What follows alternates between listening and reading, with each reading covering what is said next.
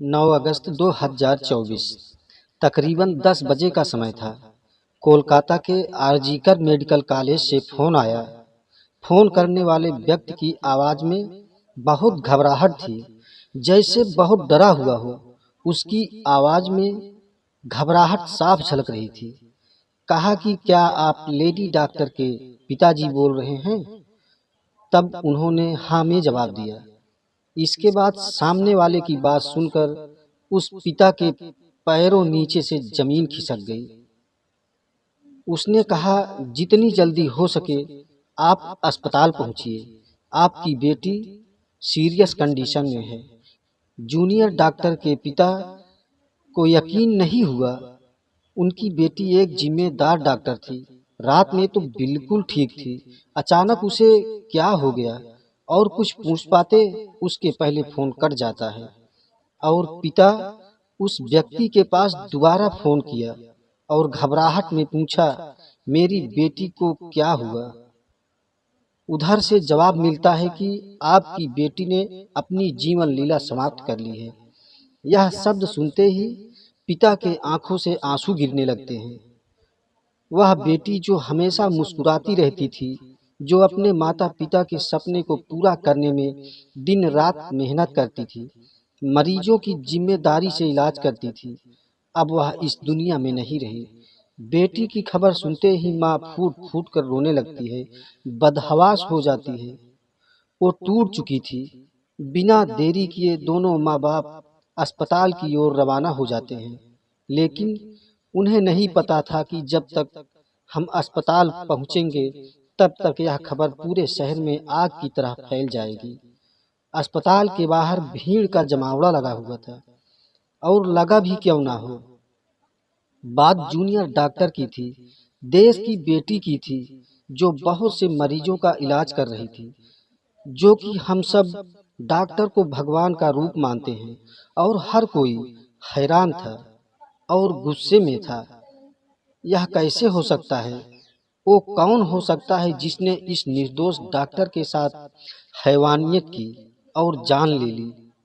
और सबसे बड़ी बात तो यह है कि न केवल डॉक्टर, नर्स, बल्कि आम जनता भी सड़कों पर उतर आई। हर किसी की बस एक ही मांग थी, सीबीआई जांच, जस्टिस। इस घटना ने इंसानियत को शर्मसार कर दिया था। जो भी इस खबर को सुना हक्का बक्का रह गया। कहानी यहाँ खत्म नहीं होती है, यह तो बस शुरुआत है। इस दर्दनाक घटना के पीछे पूरा सच क्या है, कौन है बेटी के बर्बरता का जिम्मेदार? आइए जानते हैं इस घटना का सच, और इस घटना के तह तक जाना होगा। आज की सच्ची घटना आरजीकर मेडिकल कॉलेज की है। इस घटना ने पूरे देश को झकझोर कर रख दिया है। यह कहानी महिला डॉक्टर की है।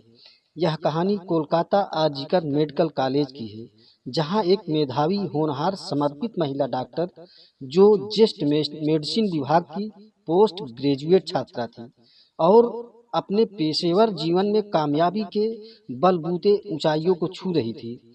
महिला डॉक्टर ने, जिसने अपने जीवन के अंतिम क्षणों में अनेकों यातनाएं सही और एक साधारण परिवार से आई थी। बचपन से ही उसे शिक्षा का महत्व समझ में आ चुका था, और उसने अपने मेहनत और लगन से मेडिकल की पढ़ाई पूरी की और अपने माता पिता के उम्मीदों पर केंद्र बिंदु बन चुकी थी, और परिवार में पहले डॉक्टर बनने का गौरव हासिल कर रही थी। उसकी प्रेरणा की सफलता न केवल गौरव बल प्राप्त कर रही थी, बल्कि अपने समुदाय के लिए प्रेरणा का स्रोत बन गई थी। चूंकि मेडिकल कॉलेज में अपने आप को साबित करने के लिए कड़ी मेहनत की, हमेशा मरीजों की सेवा करने का जज्बा था, और उसने परीक्षण के दौरान जूनियर और सीनियर के साथ मिलकर काम किया और मरीजों से हमेशा मुस्कुराकर देखभाल किया और अपने काम के प्रति संवेदनशील थी। लेकिन कोई नहीं जानता था कि एक दिन उसका यही समर्पण उसको भयानक अंत की ओर ले जाएगा। 2024 8 अगस्त की रात लगभग 11 बजे उसे उसकी मां का फोन कॉल आया। रोज की तरह मां ने अपनी डॉक्टर बेटी की खैर खबर ली। हाल चाल जाना और मुस्कुराते हुए जवाब दिया, माँ मैं बिल्कुल ठीक हूँ। उस समय वह मरीजों को देखने जा रही थी और यह उनका आखिरी संवाद था। माँ को यह संतोष था कि मेरी बेटी काम में व्यस्त है और सुरक्षित है, लेकिन नियति कुछ और ही खेल खेल रही थी। रात 12 बजे के आसपास सभी लोग सोने की तैयारी कर रहे थे। तब डॉक्टर अपने दो जूनियर के साथ बातचीत करते हुए खाना खाया। उन्होंने कहा वह काफी थक चुकी है और अब सोने के लिए चौथी मंजिल पे स्थित सेमिनार हॉल में जा रही है। किसी ने सोचा भी नहीं था कि वह आखिरी बार होगा जब किसी के साथ मुस्कुराते हुए देखी गई। 9 अगस्त की सुबह उसके पिता को फोन आया तो उन्होंने इसकी जानकारी अपने पत्नी को दी, तो वे घबराए हुए अस्पताल की ओर भागे। जब वे अस्पताल पहुंचे तो वहां का दृश्य रोंगटे खड़े कर देने वाला था। अस्पताल की गलियों में अफरा तफरी का माहौल था। महिला डॉक्टर का शरीर अर्धनग्न अवस्था में खून से लथपथ और जख्मों से भरा पड़ा था। डॉक्टर के शरीर से जगह जगह चोट के निशान पाए गए और गर्दन की हड्डी टूटी मिली और निजी अंगों से खून बह रहा था। यह कोई साधारण मौत नहीं थी। दरिंदों ने बर्बरता की सारी हदें पार कर दी। बेटी की हालत देखकर माँ और पिता टूट जाते हैं। उन राक्षसों ने सारी हदें पार कर दी और कुछ कहने को शब्द बचता ही नहीं। इस भयावह घटना को पूरे अस्पताल के डॉक्टरों और नर्सों और कर्मचारियों को हिलाकर रख दिया। जैसे ही यह खबर अस्पताल से बाहर निकली तो सोशल मीडिया पर आग की तरह फैलने लगी और पूरे शहर ही नहीं पूरे देश में गुस्से की लहर दौड़ गई।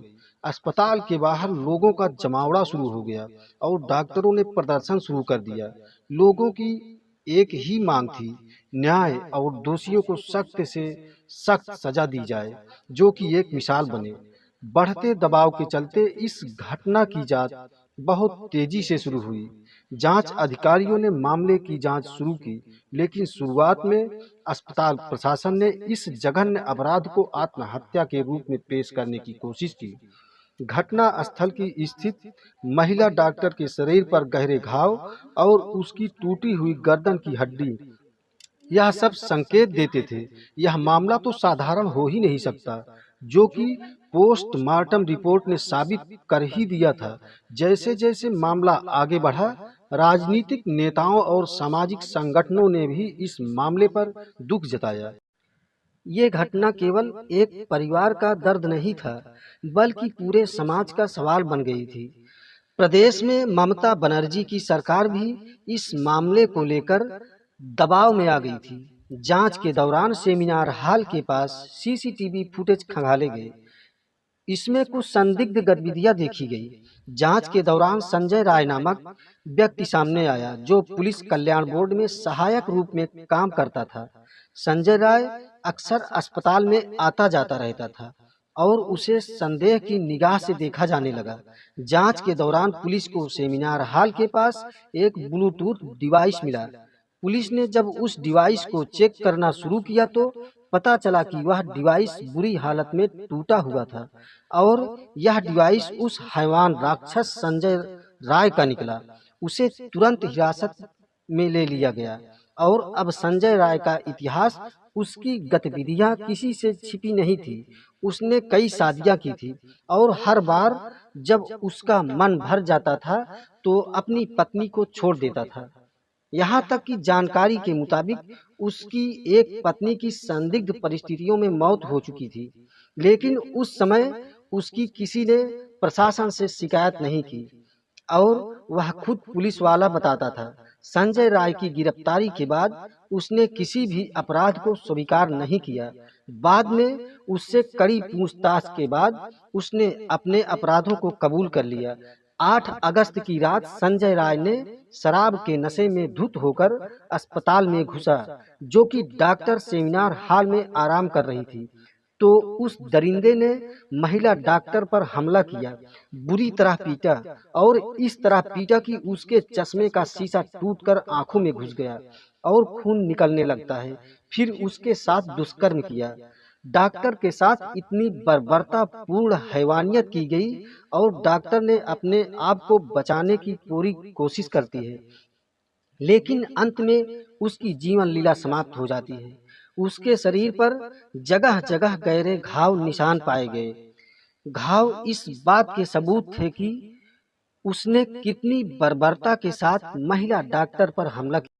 प्रशासन ने उसके मोबाइल को जब्त कर लिया और उसमें कई आपत्तिजनक वीडियो पाए गए, जो अपराधी होने के और भी पुख्ता सबूत थे। फिर पुलिस ने संजय राय के खिलाफ भारतीय न्याय संहिता की धारा 64 और 103 के तहत अदालत में उसे पेश किया, जहां पर उसे 23 अगस्त तक पुलिस रिमांड में रखे जाने तक मंजूरी मिली। बाकी अभी मामला चल ही रहा है, हो सकता है अभी और नए खुलासे हो जाएं। इस घटना ने हमें यह सोचने पर मजबूर कर दिया है कि हमारा समाज किस दिशा में जा रहा है और समाज में महिला सुरक्षा के लिए केवल कानून ही नहीं बल्कि समाज की सोच भी महत्वपूर्ण है।